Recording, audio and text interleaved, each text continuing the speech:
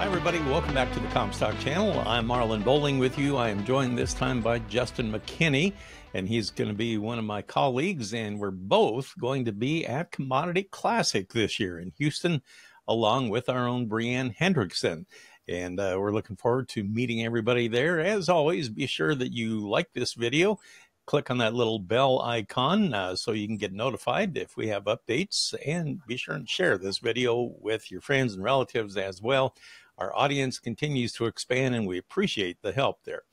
Anytime you like it, it helps us in that algorithm to rank higher and higher in the YouTube ratings. Well, I appreciate you joining us here, Justin, as we head toward Houston this week. I'm looking forward to talking with producers from all over the country. You know, compared to a year ago, things were looking pretty rosy back then, but now it's a bit more of a challenge, isn't it? I'm sure you're probably going to be talking with a lot of people that have some questions for you this year. Well, for sure, Marlon. Last year, as I said earlier in a different podcast, but the euphoria of $7, $6, $7, $8 corn and nothing can go wrong. Let's go. Definitely is tempered this year as we see so many unpriced bushels in the bin and farmers questioning with the release of the prospective plantings by the USDA or the baseline acres. Where do we go from there, right? The one thing that we do have customers in Texas and all over the place, but I did hear, we talked about this on Friday, but just to bring it up today, one of my spring wheat growers said, I got wheat in the bin from last year and it's not worth anything. Why would I plant more? So, you know, things like that from what we would normally consider the fringe acres will be interesting to hear. I'll be looking forward to meeting with some of those growers, rice country down in the Delta regions, moving forward. What are we going to expect in the March 30th planting intentions report? I know for me personally, I'm looking forward to meeting with people from all over the place. And, you know, I'm anxious to find out what's on their mind and what is it that I can help bring forward to them. What kind of information would they like to get that I'm not providing right now or that we're missing here on the Comstock Report and the Comstock Channel? So I'm anxious to hear about that. And I want to get their input on that and see how we can increase our offerings and maybe give them even more important information. I have to thank everybody because our audience has really been starting to grow here in the last month or two, and I appreciate everybody's support there. The questions that you get from your customers all over the place, have they changed much since the end of the year, or have they increased in concern about certain things right now? I would say the baseline questions are probably the same. The level of concern is ratcheting up every day. And it's funny, it ratchets up when the market ratchets down. Right. We've set this thing back over $1 since probably the first of the year without looking right at a chart. So as we stair step this thing lower, the level of concern has definitely moved higher. We're recording this now, but we did have a positive day on Monday. We had nearby corn up 8 cents against the May contract. Will we get some follow through on Tuesday? But that would be nice. I think that would definitely, since we're running into the end of February, we're getting through those March basis contracts. We're getting to first notice day. If we could get a higher weekly close, maybe we have something cooking technically.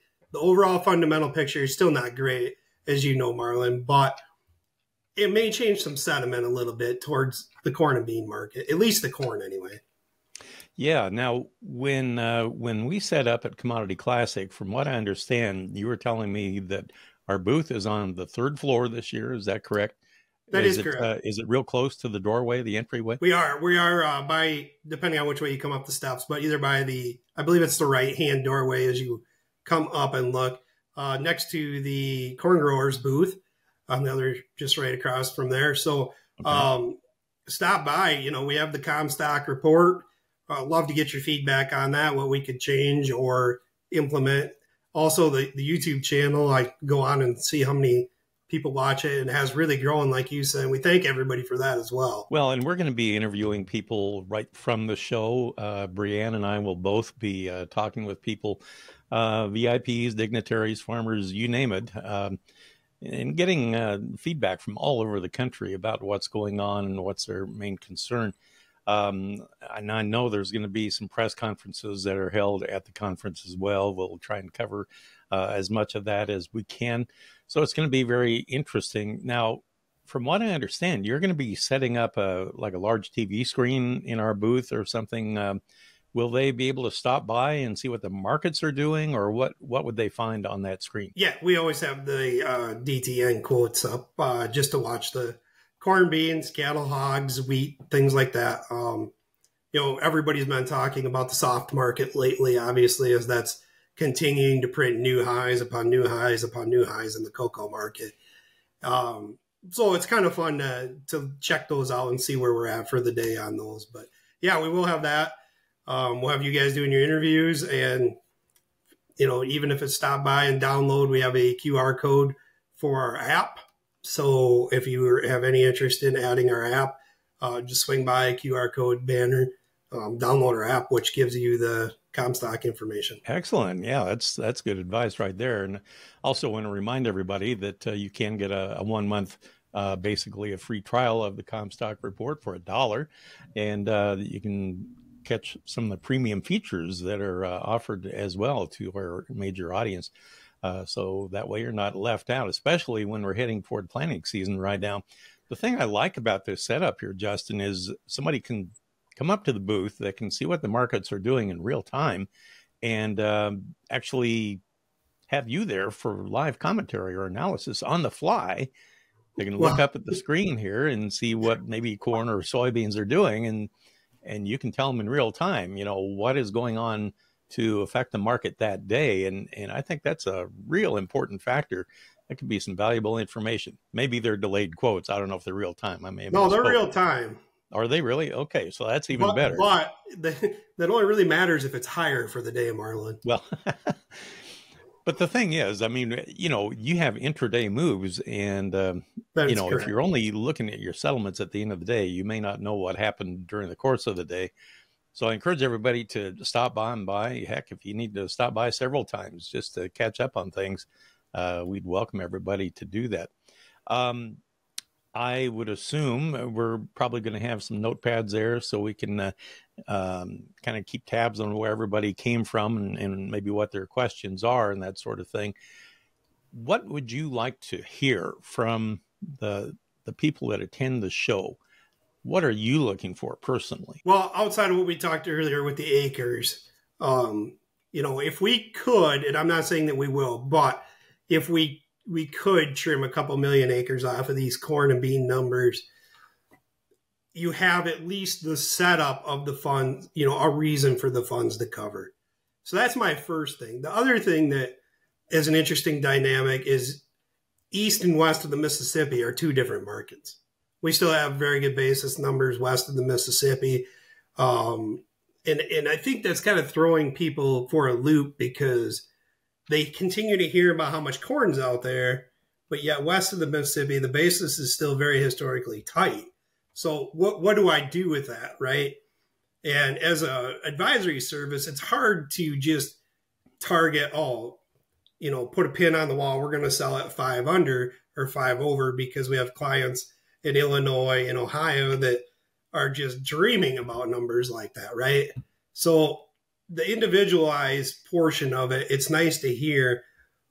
Historically, certain parts of the country move grain more so than others at different times of the year. So that's get a handle on what everybody has. I'm also fascinated since coming to work with you guys at Comstock.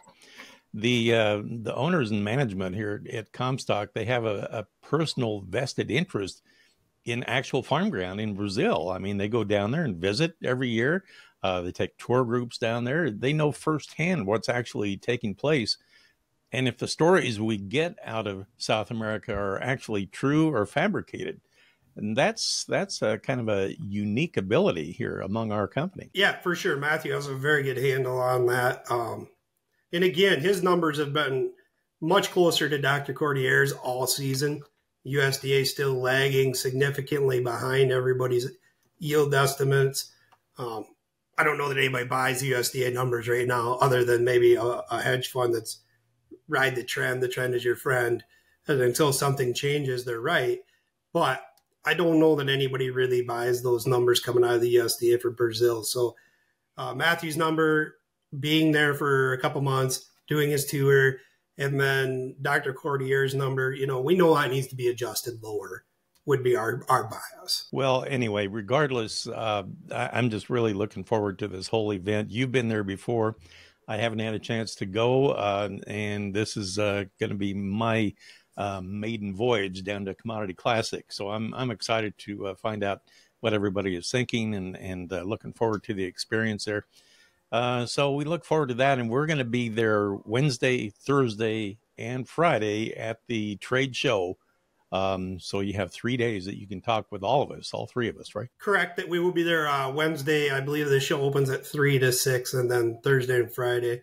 Marlon, it really is the Super Bowl of farming. So it is really neat to see. Number one. Number two, it's a lot warmer there. Actually not as warm, but warmer there than it is in Rochester, Minnesota today. So I'm looking forward to that as well. All right, Justin. Well, safe travels. We're all going to meet up there, and we'll get everything put together before the big opening Wednesday afternoon. So look forward to that. So look us up. Booth 7305 on the third floor, as Justin said, just inside the doors there. So you'll be able to talk with Justin himself. You'll see me there, and the lovely and gracious Brian Hendrickson will be there as well, our own version of Vanna White. So anyway, you'll have to stop by and say hi to all of us. We look forward to it. Justin, safe travels. I'll meet you there. You too, Marlon. We'll see you there. All right, take care.